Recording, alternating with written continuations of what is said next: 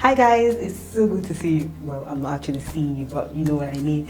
So you've heard several definitions to self-discipline. One of the popular ones being that self-discipline is doing what is absolutely important or necessary regardless of how you feel at the time. If you're also one of the people who disagree with the notion that the reason you're not self-disciplined is because you're lazy or you can't manage your time, come closer. I'm on your side. I absolutely agree with you.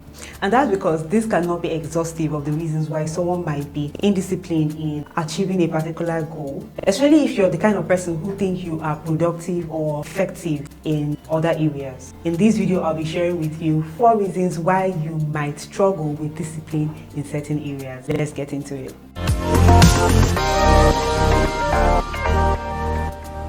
The first thing is you've not discovered your purpose, or you do not have the right purpose for doing that thing. And I'm sorry if this is even worse than the first thing that you disagreed with. But the thing is, no matter how good, lucrative, important a particular thing is in and of itself, if you don't have the right reason for doing it, you're still not going to give it what it takes to achieving it. Whether that be reading, starting a new business, waking up early, or going to the gym. Having the right purpose for that thing gives you the drive needed to go after that thing and accomplish it. But purpose does not only give you drive, it gives you direction and clarity. For instance, if I were to go to the gym with my brother, my sister, my best friend, what you're going to find is that we are 4 different people with 4 different reasons for being at the gym. Lose weight, gain weight, keep fit, gain muscle. Because of this, the type of exercises we engage in, the number of reps, the number of sets that we do are totally different. In the same way, the right purpose helps you even determine the type of book to read or the type of business to engage in. Knowing this gives you peace in the choice that you have made. This helps you to combat any form of comparison, even between people who are doing similar things, but gives you a laser focus to what exactly that you have chosen to do and help you achieve it regardless of what is happening around you. The second thing is that you are not doing this for yourself. Imagine that you are putting in a lot of effort at your job, your studies, your business, and it is someone else that is happy. Does that make sense?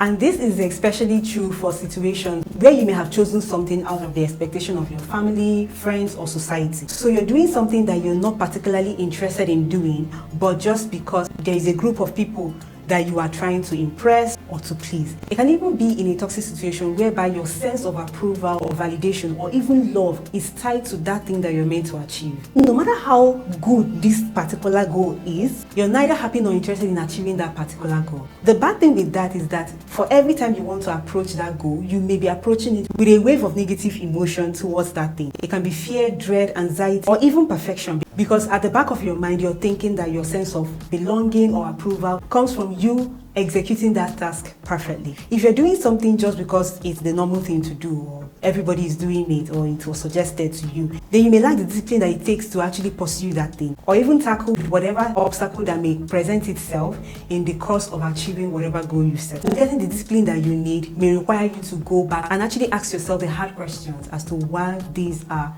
the goals that you have set. What your sense of self-worth should be and where it should come from. If you're gaining value so far from this video, please give this video a thumbs up. It does help my channel grow. The third thing is that you lack accountability. And this can go from not knowing what to do to having a deadline towards whatever thing that you're trying to achieve. After knowing the what and why of your goal, another thing that is important in achieving it is knowing the how and the when. As I mentioned earlier, having the right purpose for your goal will help you know what the process or what the course of action should look like in achieving it. After you've known that, then you begin to break down what your process is in actionable steps. And I mentioned this in my video on how to achieve your goals. Knowing what you should do will help you to determine your step-by-step plan. What are you supposed to be doing at every moment? What are you supposed to be doing today, tomorrow, next week, and the next month? When you have this figured out, especially in a daily, weekly, or monthly to-do list, you wake up each day on target. You know exactly what you're supposed to be doing day by day. Another reason why you may not be disciplined is that you do not have a deadline to achieving these goals. If you're trying to achieve something but haven't set a particular time, you might as well snooze the alarm and procrastinate on it because there's no set time for you to achieve that goal. But think about the times when you've had a deadline on something, whether that be an exam or an interview or something. No matter what your day is like, you always get to the task that will help you achieve that. As a YouTuber, that deadline for me is Sunday. So I have to film, edit, upload, or schedule an upload for 2 p.m. on Sunday. I cannot be playing with the time I have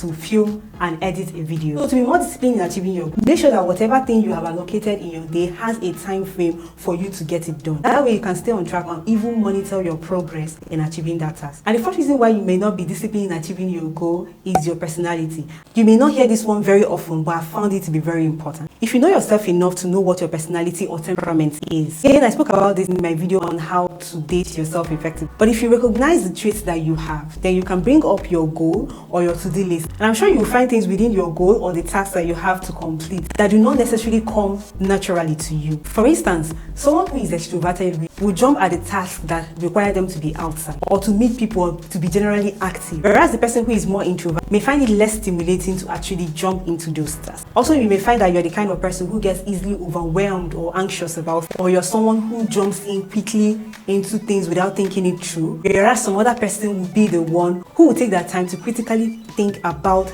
different aspects of their task and plan it out completely before even making a move. These different actions or these different approaches may be because of your personality or your temperament. And no, this is not an endorsement for you to now relax and say, oh, this is why I am this. This is just a way to help you understand why you feel the way you do towards certain things and what you can do to have a better approach towards them. Because if you're familiar with temperament or personality as written by Tim LaHaye in his book, Why You Act the Way You Do, in that book he talks about the different temperaments and their strengths and weakness. But he also wrote another book, The Spirit Controlled Temperament, where he spoke about the way that you can handle your weaknesses or limitations no matter what your temperament is. And learning how to tackle that particular thing can be in the form of learning more about it, knowing which particular areas or times of your day to allocate that particular task to, or even delegating or outsourcing it if you can. Anyone who knows me knows that editing is the biggest complaint I have in my content creation process. The thing that's kept me doing it is having a deadline, like I mentioned in last point, but also knowing where to fit it in my to-do list. On the days I have to create content,